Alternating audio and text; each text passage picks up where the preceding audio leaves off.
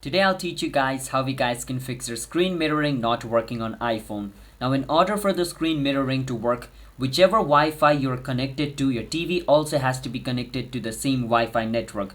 If they are connected to different Wi-Fi network, it's not going to work. So let's say both your TV and your iPhone are connected to the same Wi-Fi network.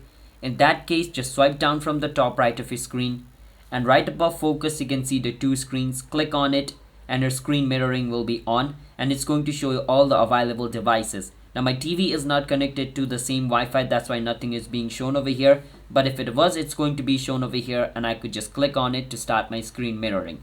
So that should fix a problem. But let's say it still didn't fix your problem, then it could be a network connection issue. In that case, open your setting, scroll all the way down and go on where it says general, and again scroll all the way down and click on transfer or reset iPhone, and click on reset, and click on reset network setting. Once you do that, your network setting will be resetted and your problem should be fixed. If it's still not fixed, then just come to general. Inside the same place, click on shutdown, and your iPhone will be shut down. After your iPhone shuts down, open it again, your problem should be fixed. If it's still not fixed, just come inside setting again, and inside general, go inside software update to see if any update is available. If the update is available, just update your iPhone and your problem should be fixed, because sometimes lack of update as well causes this problem.